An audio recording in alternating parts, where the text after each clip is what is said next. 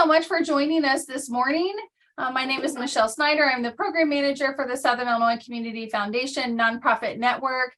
And this is our third Thursday call, which we host every month to give tips, techniques, and some training to local nonprofits on some of the things that we as nonprofits deal with in the nonprofit world. And today we have a very special guest who is going to talk to us a little bit about one thing that we see often in the nonprofit world, but maybe don't apply for because we're a little concerned with what those reporting requirements are and how they work. So we're going to talk a little bit about mini grants, but we do have just some quick housekeeping items, some things that I want to bring up while I have everyone's attention. I know there are several organizations that work with youth and in the capacity of high school students in particular. And so I wanted to take just a few moments to have Byram touch on very quickly about the scholarship program through the Southern Illinois Community Foundation so that you'll all be aware of it in case you do work with youth in any capacity. Specifically high school students, that you would know that these opportunities are available. We have a very robust scholarship program, and there are many scholarships available. And so Byram, if you can touch on that before we get started. Absolutely, thank you. So we have, like you said, we have scholarships that are located in many of the high schools throughout Southern Illinois, but we also have a scholarship called the Southern 17 Scholarship, and that scholarship is available to any kid or graduating senior from a high school anywhere in the 17 southernmost counties of Illinois. So whether or not we have any other scholarships at any particular high school, that scholarship is available for everyone to apply to. And right now the applications are live on our website now through the end of March.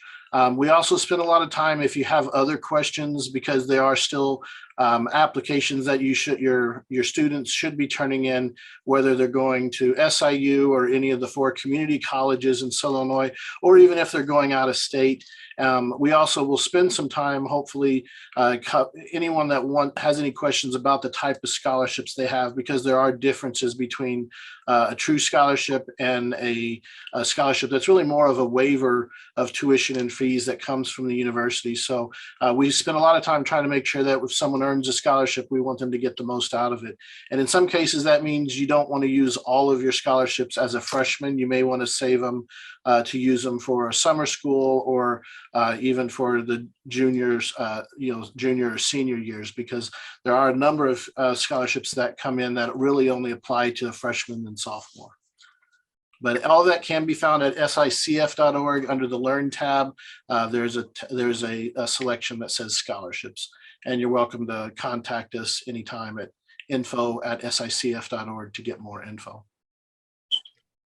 Thanks, Byram, for touching on that. Again, if you know any high school students, these scholarships are available to all high school students in the Southern 17 counties. We have at least one scholarship available for everyone. So if you do work in that capacity, please be sure to share that information. Again, you can go to our website to find out more information about that as well.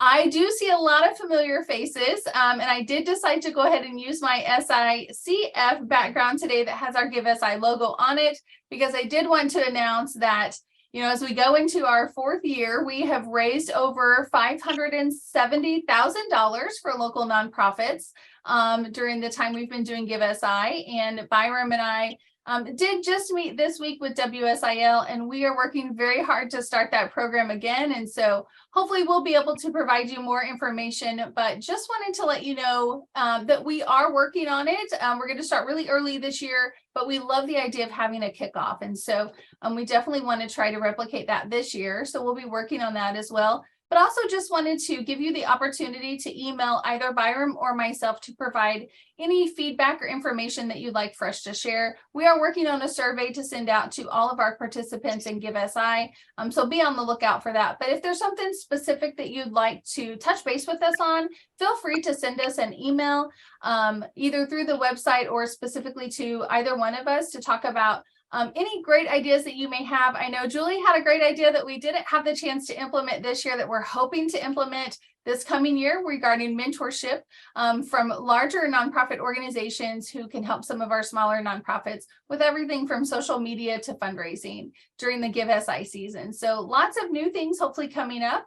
kind of the same program that you're used to, but just wanted to announce today that we are starting to kick that off in the planning works, and we should have more information on that very soon. So I know what everyone is here for. We have Mr. Jeffrey Isbell with Meridian. He's a community advocate, and today he's going to talk about a couple different things, but one of the things that he is going to touch on is the mini grants that are available, have been available, and some of those have already been distributed, but I know they have a plan for another round coming up. So Jeffrey, please take a moment just to introduce yourself further and give us a little bit of information about those grants.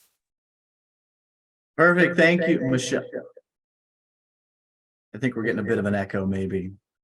Well, here I am in the world global headquarters of the Southern Illinois Community Foundation. So you may get a bit of an echo from where we are, but we're going to make this work. Byram told me that there would just be 3 of us, me, Michelle, and him, but it looks like there's now almost 40 people on this call, which is super exciting. It's great to see so many friends here. A few of you, I'll be talking about what we're doing for your nonprofit organizations. Once again, I'm Jeffrey Isbell. I'm a community advocate for Meridian Health Plan. And I'll get into more about that. Michelle, any instructions for me before we move on? No, we'll probably hold questions until the end, but definitely if you have a question that you have after we talk about it, we'll have that Q&A session as well. Hoping to keep it at the hour mark today, but I know how things go. And so if you need to stay on afterwards for questions, we're here to answer any questions. I know Jeffrey's got to scoot out of here, but Byram and I will be here. So we'll kind of hold questions till the end, and just we're anxious to hear about some things that are going on. I know you have a couple different topics that you're going to be discussing with us. So Byram, if you can get that PowerPoint ready, we'll be ready to go. Perfect. Thank you for that. So yes, I'm here to talk about microgrants. Microgrants are just small, literally mini grants to help uplift the programs and the services that you all are already offering to help our membership, which I'll dive into here in a little bit as well. Usually these aren't to establish new programs or to do large building projects. Most of our microgrants come anywhere from $1,000 to $10,000. We have given a few more that are of larger amounts in some of our more largely populated areas. Like I said, several of the recipients are actually on this call today, so we'll be highlighting some of the work that we're doing alongside them, and hopefully alongside many more of you all as well, as we do roll out another round of some microgrants here this spring. But before we talk about microgrants, it's important that you know who Meridian is, who we serve, to determine whether or not your organization may line up with our mission, as well as values, and how you may already be impacting our members. Next slide, please. So, who is Meridian? We're the state's largest Medicaid managed care organization. We offer Medicaid, Medicare, and Medicaid. That's a dual enrollment program, and youth care. These are managed care plans to people in the state of Illinois. Youth care is those who maybe are within the foster care system or who have been recently adopted. Since 2008, we've supported families, children, seniors, and people with complex medical needs. We connect our members to the care they need and the benefits they want. And we're proud to help all our members feel their best. And oftentimes we understand that healthcare is just not something that you get by going to a primary care physician, or you get by going to an emergency room. But really, when we talk about managing health, we're talking about managing all elements of that person's life, whether it's transportation to that medical facility, or it's providing them with necessary food and fighting food insecurity, which you'll see in some of our microgrants that I'll share a little bit. So healthcare is far more vast than just going to the doctor or getting a prescription or that sort of thing. It's really about taking a look at the totality of a person's life and how we can get them to live a healthier life through building healthier communities. Next slide. So Meridian at a glance. This does include our non-Medicaid. We're a parent company of Centene, which is actually just based over the river in St. Louis. That's their world headquarters. Centene operates managed care plans in nearly every state in the country, as well as a couple international markets as well. But for our purposes here today, we're specifically talking about Meridian. Meridian is a Medicaid plan offered through Health Choice Illinois. As I said, we're one of the state's contractors for this. There are 5 or so options statewide, or 4 statewide and 1 in the Chicagoland area. So when you do enroll for Medicaid, you do have one of these options. Of course, we want to be the most visible presence. So when somebody sees Meridian as an option, we want them to know that we are a valued partner, not just with their health, but also in the community. Statewide, we have about 882,000 members, and this is growing across all of our plans, almost 1 million members. Statewide, making us the largest healthcare plan in the state of Illinois. We have that dual enrollment, that Medicaid. This is primarily for, not all the times, but for those seniors who may qualify for both Medicare and Medicaid, about 35,000. Youth care, one of the programs that we're very excited about, deals and helps those who may be within the foster care system or those recently adopted, almost 40,000 youth statewide that we're able to provide assistance to. And then we have a marketplace plan called Ambetter, as well as a Medicare Advantage plan called WellCare. And those operate in a handful of counties throughout the state of Illinois. So almost 1 million members statewide. So we are very invested in investing into the communities, because where our members work, live, and play are in your backyard. Next slide, please. Now, just real briefly, because this is very important to what we do for Microgrants. So maybe some of your service populations align with who we serve as well. Just to briefly talk about who's eligible for Illinois Medicaid. So, of course, if you're a low-income pregnant individual, if you're a caretaker, a low-income caretaker, responsible for a child 18 years of age or younger, or a low-income child, or you have a disability, or you're 65 years of age or older, or a low-income adult, or that child who there's adoption assistance or foster care maintenance payments that are already being offered. You may qualify for youth care in that regard. So these are some of the target populations that we look at, oftentimes some of the most vulnerable, underserved populations that may qualify for Illinois Medicaid. So we're looking to partner with organizations who are already working with those who may be Medicaid recipients, even if they aren't Meridian members. Next slide, please. Just briefly, Medicaid at a glance. Medicaid is a jointly funded state and federal government program that pays for medical assistance services, healthcare, behavioral health, dental, vision, prescription drugs. Oftentimes, people get confused between Medicaid and Medicare. Medicare is typically reserved for a senior population, whereas Medicaid is more so of a low-income population. Primary services funded through Medicaid are physician services, outpatient, your hospital, emergency rooms, long-term care. Additional coverage includes prescription drugs, medical equipment, transportation, family planning, lab tests, and x-rays. With Medicaid, there's absolutely no cost involved, no out-of-pocket, no deductibles, no copays, anything along those lines. Next slide, please. And just so you're aware, Medicaid enrollment throughout the entire state of Illinois, this previous fiscal year, almost 3.7 million people across the state of Illinois. But as you see, a large chunk of that, 43%, is children, and then adults with disabilities, those who may be ACA eligible, other adults and seniors as well. So, of course, a lot of the programs that we focus on are how can we help children, how can we help families, how can we help seniors, and of course, that youth care population as well. Next slide, please. And it is our mission here at Meridian. We are focused on transforming the health of the community, one person at a time. I was just with an organization a couple days ago doing a microgrant presentation, and they shared with me they're a recovery-based program, and they shared that oftentimes the people that they serve may be in and out of rehab because they're missing one valuable component of that recovery journey, and that's a healthy community for them to go back into. So we recognize that. That's not just the case with addiction and recovery, but oftentimes many facets of our lives, being able to provide a healthy community, whether it's a community like Meridian that we're in, or maybe a faith-based community, or a community through a nonprofit organization, or maybe even just that nuclear community of a family unit. Next slide, please. And our big focus, of course, is with the social determinants of health.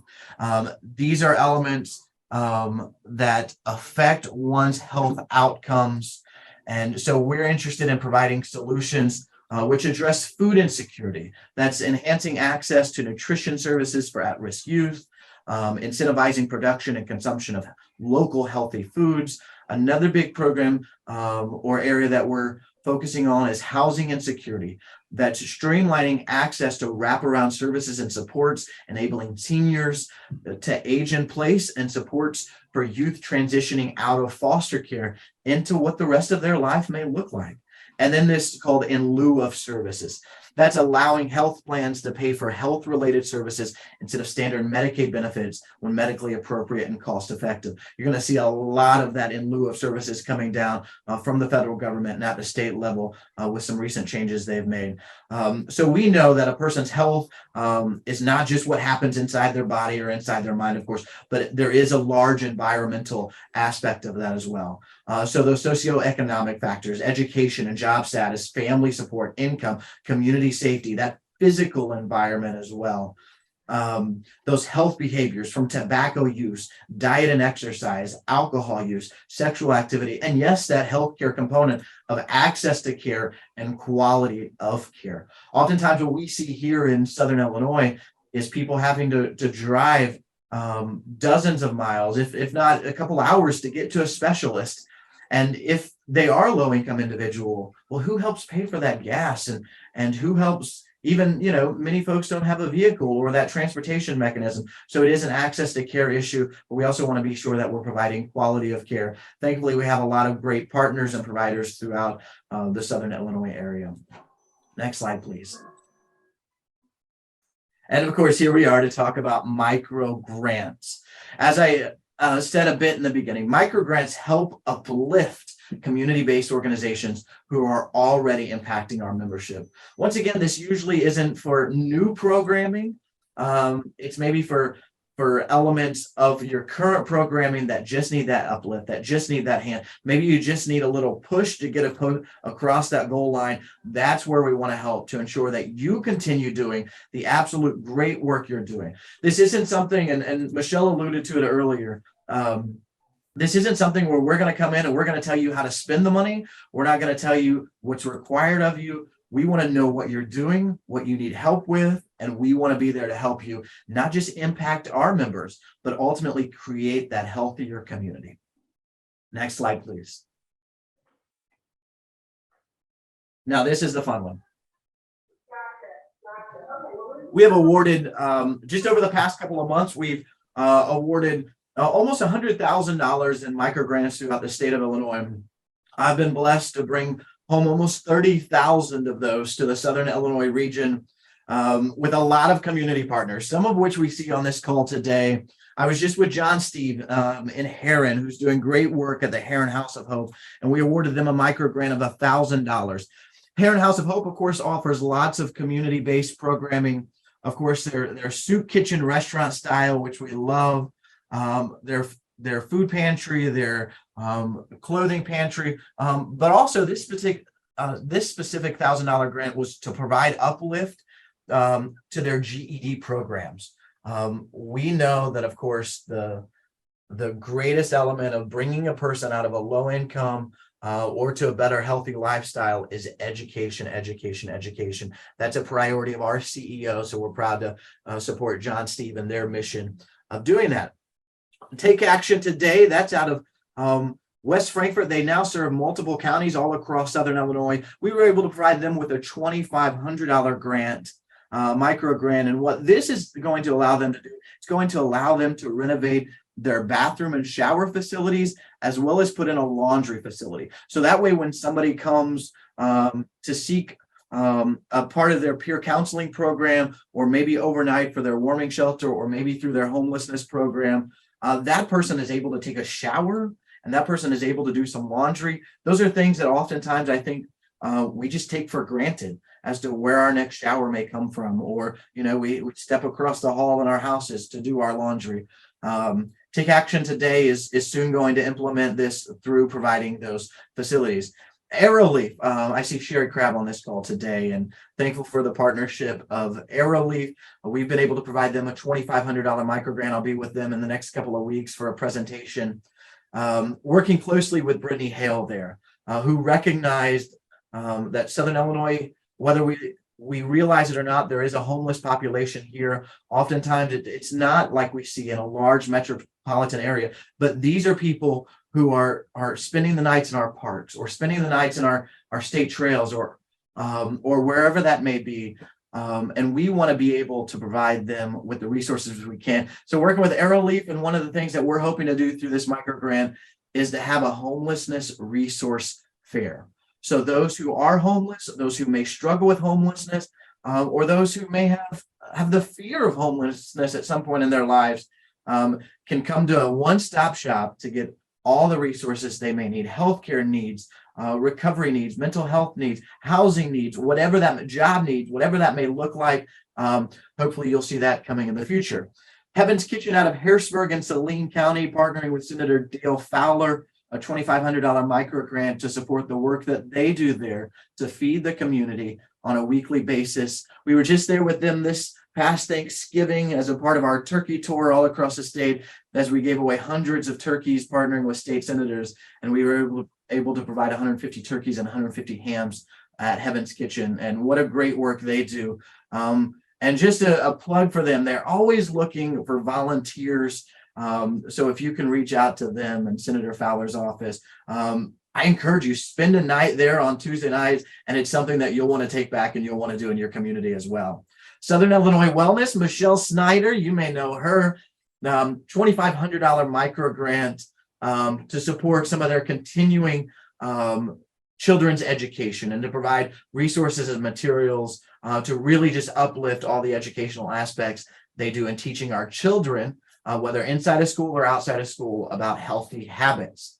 The Southern Illinois Food Pantry Network, I saw Tony K on here just a bit ago. This $5,000 helps provide some uplift to a program that they already do, and that is processing fees for the hunters in our area who donate their deer back to the Southern Illinois Food Pantry Network or a local food pantry. This provides some assistance in processing those deer, so those deer can then get back to a food pantry and then distributed to our community. What I didn't know, and this was an educational experience to me, I'm not a hunter. I eat cow and pigs and proudly and love it.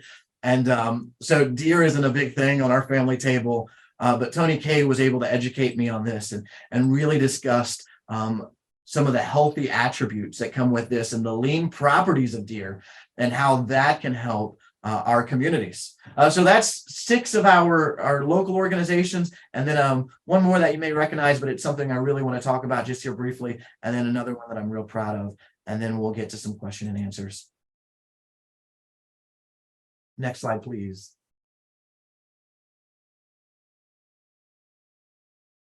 Perfect. Thank you, Sasha, for that. Your food pantry and all the work of the Salvation Army does just phenomenal work to help our community. So always thankful to partner with you in that regard. So another microgrant that we awarded, this is a really, really cool one. This was awarded to Southern Illinois University through the Carbondale Chamber of Commerce, and it was $6,500. We recognized that there were some of our youth care students who were attending SIU. Now, youth care are those who have come through the foster system or maybe those who were adopted and then went on to the university. This is a program that we're going to be rolling out statewide. But what do you do on Thanksgiving break? Or what do you do maybe when your laptop dies, or maybe when you need, dinner because you're not being able to make it to your next paycheck? You call mom and dad and say, Mom, I'm coming home for Thanksgiving, or I'm coming home for Christmas, or my laptop died, or I just need some gas money. So what we were able to do through the Carbondale Chamber of Commerce in partnership with Southern Illinois University is to provide a fund that would be available to our former youth in care who are attending SIU, because we know that the parental responsibility and any of you parents, I have a 5-year-old, so I'm a long way from this, thankfully, but he just gets older and older every day. We know that doesn't stop at 18 when the kid goes off to college. But those parental duties continues. So through this micro grant, we're able to provide them some assistance they may need. Whereas many of us were fortunate enough to call our parents for that gas money or for that Thanksgiving dinner, right? Another micro grant, I'm really, really excited about this one. This is a bit outside the coverage area of the community foundation here, I believe, but it's really neat and I want to share it. Next slide, please. This is a $10,000 micro grant that was awarded to Eastside Health District in East St. Louis. I learned of this program, I guess it was in mid-November, and it was something that we had to support. So their director there, or their assistant executive director there, really felt the need as she was watching children crawl across their floor. It's think of it as a health department, much like we would have here at Franklin Williamson or Southern 7. Essentially, this is a health department for specifically in the East St. Louis area. So she would see babies crawl across their floor, oftentimes with full diapers, and so their staff would essentially created a diaper bank just out of their own funding. So that way, when that came, they were able to get the child a diaper that they needed. Because I've just learned, so I mentioned that I have a 5-year-old. My 5-year-old blessed me just a couple years ago when I married his mom. So I didn't have to go through the diaper. I didn't have to go through the diaper phase or any of that sort of thing. But friends asked me to pick up some diapers for him at Sam's Club. And I was just amazed at the cost of diapers. And my next question was, after I saw the price, was, how long are these diapers going to last? And apparently they last like 32 seconds. Like kids need diapers a lot, I guess. Me and my wife, hopefully we'll get there soon again, but we'll see. But Eastside Health District, so they partnered with St. Louis Diaper Bank just across the river from them in St. Louis to provide diapers. But they had a yearly fee of almost $6,500 a year that essentially, think of it kind of as a food bank, right? They provided $6,500 and they were able to access X amount of diapers. We bumped them up to $7,600. I should tell you, before this micro grant, what they were doing was the staff was bringing in items from their home or bringing in items that they would collect, doing a silent auction amongst themselves to raise money just to provide this membership fee, if you will, to provide diapers to the families within their area. We provided them $7,600 for diapers. This is going to provide up to 240,000 diapers to families within the East St. Louis area. And then we also added more onto that $7,600 to provide 20,000 feminine hygiene kits. That's going to middle schools and high schools, but also available in 3 of their community centers through the Eastside Health District. And then they have a great community event coming up, an Arbor Day event that's teaching families how to garden. So through this $10,000 grant, we were able to do some great things, but I'm so excited to be able to partner with them, just really in thinking outside the box. Once again, uplifting what they were already doing. Granted, they were struggling to do what they were doing, but they saw that it was so important that the employees were pitching in out of their own pocket. As I told Bhagya just a couple days ago, those days are over. We're here to help. And not only that, but we're here to take what you are doing and maximize it through this $10,000 micro grant. So next slide, please. So how can we help you? That is the $1 million question. Maybe not the $1 million, maybe like the $30,000 question, right? How can we help you? We encourage you to think outside the box. We wouldn't have sought out a place like Take Action today to provide laundry care facilities for the people they already serve. or even Arrowleaf to provide a homelessness resource fair.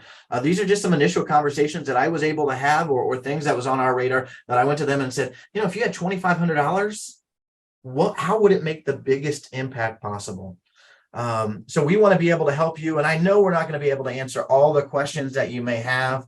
And some of these are, of course, going to require more discussion. So I do want to go to the next slide. And maybe Michelle or Byram, you can make sure that participants get this information as well. This is my contact information. I'm blessed to work in a hybrid role, both on the community affairs side, working with community-based organizations such as yourself, but also with our state legislature in a government relations role, to make sure your organizations, as well as Meridian, is well represented in Springfield with the issues of the day, whatever they may be. So my contact information is there. If you're not seeing this on a screen and you want to write it down just real briefly, it's 618-889-9148, 618-889-9148. If I don't get to answer immediately, just leave me a voicemail and I'll do my best to get back to you as soon as I can. Or my email address there is jeffrey.isbell@mhplan.com. You can also text me on that mobile device. That seems to be the quickest and easiest, because I do get to spend a lot of my day doing things like this and working with many of our other coalitions. But before I get into just some questions on the microgrants, there are just 3 pieces of other news that I just want to drop your way, because this does affect all of us. And I know we have just a little bit of time here. Next slide, please. Oh, maybe. Byram, can you help me there? Perfect. This is just some other news that's going to affect our communities, especially low-income individuals. One of the things, and nobody's talking about this. I don't really know why. I'm not seeing it all over the news or that sort of thing, as we should. It is really going to affect a lot of our families. I know the Southern Illinois Food Pantry Network is on this. But under the direction of the federal government, SNAP benefits will return to a pre-pandemic level effective March 1st of 2023. The end of this SNAP emergency allotment will constitute a total decrease of between $95 and $255 per household per month. As many of our families have been relying on this for a couple of years now. After March 1st, when suddenly they have $95 or up to $255, depending upon their family size, to really provide these much needed groceries. This is going to affect us, not just on a food insecurity front, but really across many aspects of our lives and what you all are doing in your community-based organizations. So I wanted to put that on your radar. In this PowerPoint that you'll receive, hopefully, is a resource page link. You can click on that. That's from the Illinois Department of Public Health. Lots of resources. Of course, Tony Case team and all the food pantries across the area, the work of the Salvation Army, Heron House of Hope, so many others. Are going to do everything they can on the limited budgets that they already have to fill the gap here. Another big thing coming down the pike in just a couple months is in regards to Medicaid redeterminations. For the first time in 3 years, Medicaid recipients will be up for a redetermination of benefits as we end the public health emergency. It is imperative that members have an updated address so they receive any communications from the state about their benefits. How they can update their address is right there on your screen. This will be sent out as well. And this is why this is important. Think about where you were 3 years ago, where you were in life. I can tell you where I wasn't 3 years ago. I was living in a different house. I didn't have a wife. I didn't have a child. Lots have changed in 3 years in my life. I'm sure a lot has changed in 3 years in your life and all of our lives. So for a person who maybe was used to going through an annual redetermination process, that hadn't been the case for almost 3 years now. So we're going to see a number of Medicaid recipients who maybe lost their jobs or had some other situations through COVID, who were put on the Medicaid system, that are going to lose their coverage because they now have coverage through their employer and they've never had to go through redetermination of benefits. But where we're really going to see a great number of people affected is by those people who just don't know that they had to redetermine because maybe they hadn't updated their address. And so what this person is going to do, they're going to go to their doctor on a day where they're sick, and they're going to find out they don't have coverage, all because we didn't put in front of them that they needed to update their address and go through that redetermination process. You're going to hear a lot about this, hopefully from the state, from us here at Meridian, all the other health plans. This is so critical. We're anticipating that up to 60% of our membership will have to go through a physical redetermination process. There will be some automatic redeterminations based upon whatever data, but almost 60% of our 900,000 members are going to have to be manually redetermined. And this is across that 3.7 million Medicaid recipients all across the state of Illinois. So this is going to have great ramifications for all of us throughout the state. Next thing I want to highlight, because it's on my radar a lot, I'll be up there again next week, is we are in the middle of Illinois' legislative season.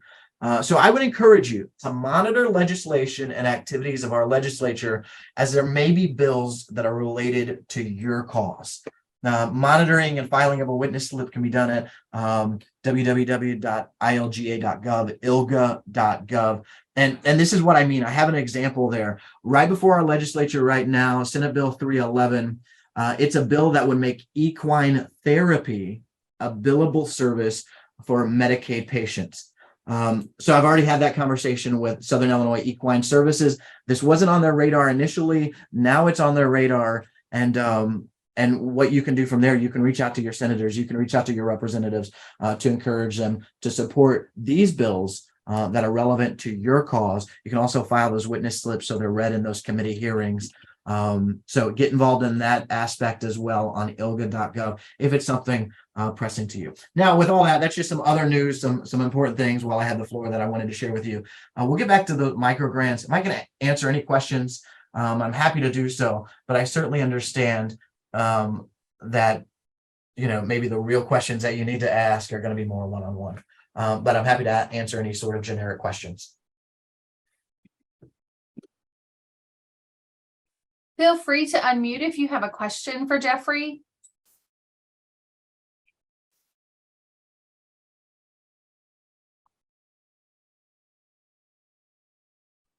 What's the application process for these microgrants? Great question in the chat. What is the application process? Well, this is a microgrant, so it's very, very easy. You connect with me and say, I've got this program or this need that we would like supported. And I send that to my leadership and we do our best to support your program. Now, what's the follow-up to that process? We're going to come out, we're going to do a photo op. We ask you to share that on social media that we were engaged. But other than that, there's not really many great reporting processes. If you ask for a microgrant again or some other large funding from us, we may ask what you had done previously with the funding that we provided to your organization. So if there's something that we can help you with, please reach out to me. Whether, like I said, whether it's $1,000, $500, $10,000, or maybe you just have something phenomenal to provide some uplift. That's maybe a bit more. Don't feel as if no idea is too small kind of thing. No deadlines. Yeah, to your question, this is on a rolling basis. We actually have money built into our budget every single month to provide microgrants to organizations such as yourself. Is there a timeline the money has to be used by? We'd like to be able to support immediate programs, not visionary programs.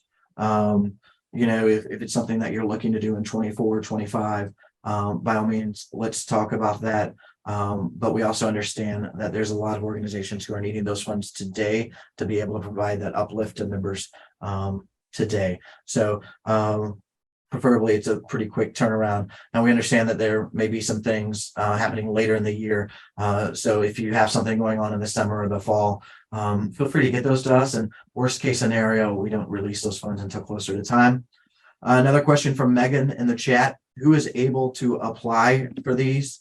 Nonprofit, individual in the community service. Really, we're looking for those 501c3 organizations, or of course those who are partnering here with the Southern Illinois Community Foundation. For instance, the Southern Illinois Food Pantry Network on their own isn't a 501c3 organization, but we were able to work through the Community Foundation here to provide them the funds that they needed. We just don't want to send a micro grant of $2,500 to John, who's doing great work, and it go in John's bank account, right? So there does need to be some level of financial accountability on that part. Is it too late for 2023? No, actually, that's why I'm here. Like I said, we have money set aside every single month. It is a statewide allowance. But it's my personal priority here to bring as much funding as I can back to Southern Illinois to support our organizations and my neighbors such as yourself. So please get these to us just as quickly as you can, knowing that, once the pool of money does dry up, whenever that may be, that's it. But do have that monthly allotment. I do have a question. A lot of those that are on the call may not really be involved in healthy habits or nutrition or food insecurity, things like that. So are you able to extend outside of that arena? So for example, are you able to include places like NAACP, places that offer mentoring programs or CEO programs, if they affect the community that you serve? So what are those guidelines like? That was a great, I'm looking at her because she's literally right here. So you see me looking off, she's like right there. So like I said earlier, we believe in treating the whole individual, and maybe this is providing activities for families just to participate in on a given Tuesday night or whatever that may be. I know Jackson County does a lot of family vacation nights. I think there's one tonight maybe. So really anything that helps build those healthier communities. And we fully understand that a healthy community isn't just a community that doesn't have diabetes or face obesity or addiction or, heart disease or that sort of thing. It's making sure our families have a healthy family unit. Our neighborhoods have a healthy neighborhood. And oftentimes that goes well beyond just physical health needs. So yes, NAACP, any organization such as that we can provide some uplift to build that sense of community, absolutely interested in doing so.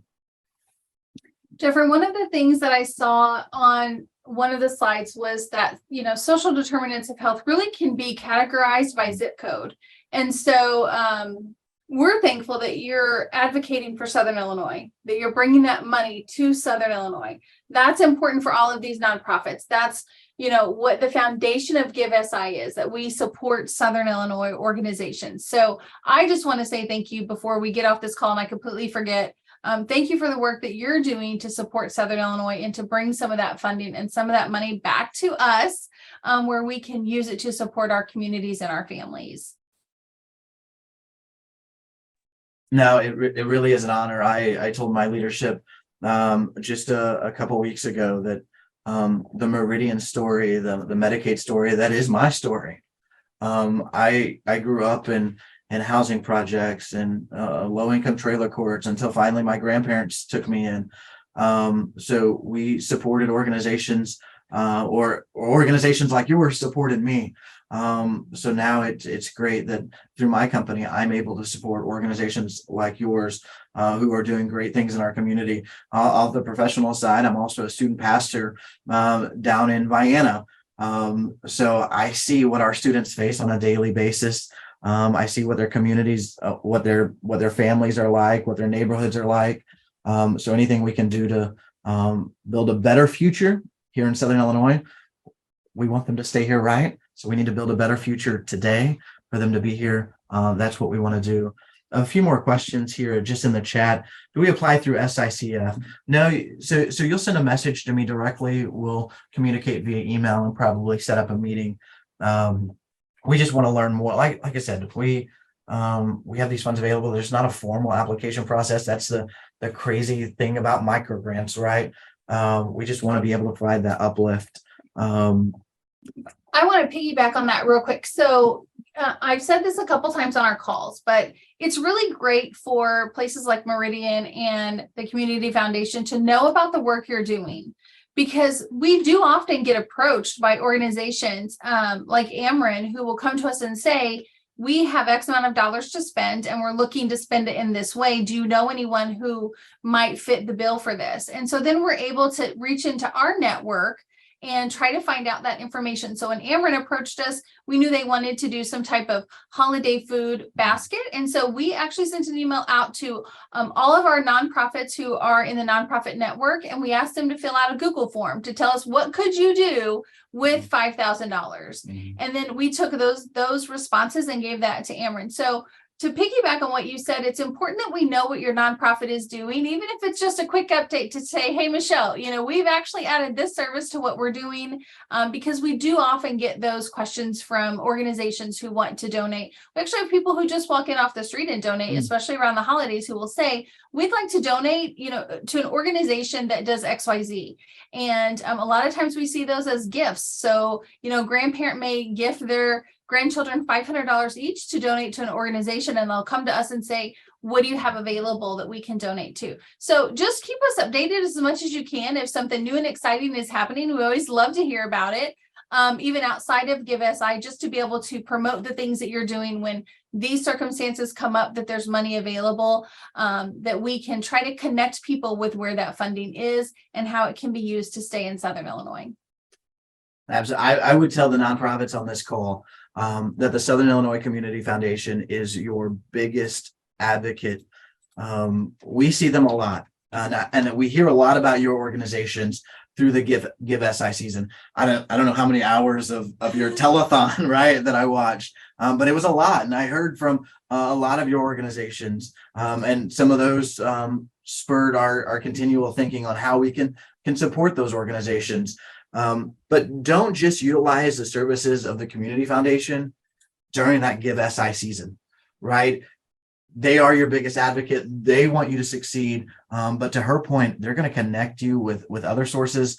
I thought that was great what you said about Ameren, because there may come a time when Meridian says, hey, we have $5,000 to spend. I've reached my limit on who I know. Provide us with some organizations that are doing great things.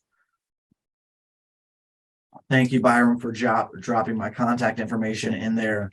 I know. So the answers today are very generic. It's not like a traditional grant process, but we do want to connect with you. I want to connect with you one-on-one to determine what your organization is doing and how we can provide that uplift. Like I said a bit ago, think outside the box. You may not think that there's an organization out there that'll buy you a washer and dryer and renovate your bathroom facilities to provide services to the community you serve. But take action today now, because of our grant with them, would tell you that very much so is a possibility. I would venture to guess, I don't have an exhaustive list of who's on the call, and nor do I want to overextend ourselves by any means. But I would guess that most of your community organizations on this can somehow fall within a scope of service of what we want to do here in the community. And I'll just touch base on how easy it was for SI Wellness to apply for the funding. I really just had to have that one-on-one talk with Jeffrey about what we could use those funds for. So a lot of people don't know, for SI Wellness, we actually received a grant of about $10,000 a few years ago that allowed us to purchase school-based resources. And so we loaned those school-based resources out to schools specifically, but we also loan them out to places like Jackson County Health Department, who uses some of our resources during some of their school community health days or things like that. So we have a lot of materials that we can use, but always we're looking for some more things to keep updated, right? Because what teenagers are facing changes drastically from one year to the next. And so being able to have those resources was important. So it started with a conversation. That conversation led me to provide him information in writing on what I would be using those funds for. And then it was a simple application process, and then a few pieces of paper that I needed to send in, and that was it. And so these really are very simple to apply for. And because they are so simple to apply for, and you don't have these exhaustive end of grant reports, they're very, very popular. But again, these funds are meant to be used quickly. So they're not meant for something you're going to use next year or something that you haven't really, come up with a great plan for. These should be funds that Jeffrey can hand you a check. You can go spend that money to have the biggest impact in your community, and then be able to provide him information on what you did. So they aren't really for, new buildings and new programs and projects. They're really that short-term funding to get you started on something, or to fill a gap on where you are. So with that being said, it would be really hard. We work with, over 300 nonprofits in the network. And so we'll be definitely sending this out to everyone. But just remember with that, you're going to have a lot of people contacting Jeffrey all at once. And so please make sure that you're patient with him on getting back to you. We will definitely bring this money home to Southern Illinois. We just need some time to work out all of the strategy on how to make that happen. So we'll go ahead and field any other questions that we have. But again, I just want to make sure that we thank him for, again, bringing this money back to Southern Illinois where our communities need it the most. Absolutely. And I'll just say this on top of the funding that we have specifically set aside for microgrants in regards to that redetermination that's going to be required. We're going to do all we can to make sure our community of members knows that they need to be redetermined, knows that they need to update their address. So there may be somebody listening on to this call right now, whether you have a community presence, whether you're a food pantry, whether you're a provider that says, hey, if my company just had an extra laptop and a printer, we could help people get redetermined. Those are things that we want to know about so that we can help alleviate some of those hurdles that a low-income population may face. Certainly, Linda, I appreciate all you're saying in the chat box. There's probably an aspect that the Carbondale branch of the NAACP can help in this redeterminations process. So let's really think outside the box to determine how your localized organizations can help us reach members who need to stay on Medicaid to ensure that they do stay on Medicaid to get the assistance they need. Because again, Jeffrey, just to expand on that, you know, as parents, what this looks like, I appreciate the example that you gave, but what initially came to mind is, yes, imagine when you're sick and you go to the doctor, but imagine being a parent and your child is very sick and you don't know what's going on. And then you go to the doctor and you don't have coverage, so you can't be seen that day. That's the reality of what's going to happen to some people if the redeterminations don't happen quickly and effectively. And so that becomes important for all the CBOs, all the community-based organizations on with us now, because that's where they're going to seek to fill the gap, is through the organizations and the nonprofits that we work with in Southern Illinois. So I'm glad you brought that up and that it's on everybody's radar. Definitely reach out to Jeffrey if you have more questions about that. But I appreciate you just keeping us up to date on some of those things. Absolutely happy to help. I know Byron dropped my contact information and it'll be on the PowerPoint that'll be distributed to those on this call as well. Anything that we can do to help, let us know. On top of just providing a funding source, we want to be an active community partner with you.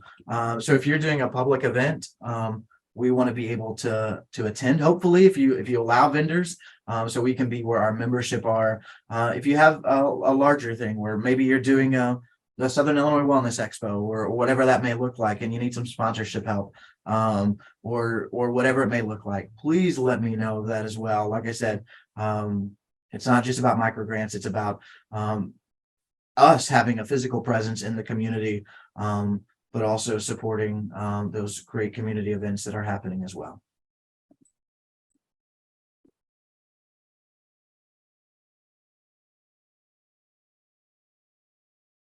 I don't see any other questions. Lynn Chambers actually did put 2 other options in to look for some grant making as well, specifically around the arts programming, but also with DRA for capacity building. So, but I appreciate on this one, Jeffrey, that you're focused on, well, actually that you haven't limited it. So it's basically throw something out there and give you a reason to say yes. Those are not the kind of grants that are typically provided to the nonprofit community. Usually it's very focused. And in this case, if you have an idea, this is the time to try it. And the foundation is always here for support. So if you need help talking through your idea or what you'd like to present to Jeffrey, and you just want us to kind of hear it and walk through it with you, we're available to do that as well. Just send me a quick email. We can schedule a Zoom call just to talk through that with you and get all your ducks in a row, so to speak. But again, it's very easy to do. So it's a great opportunity. We don't see these grants very often. And while they are mini grants, it is a great way to engage the community that you serve. So I will go ahead.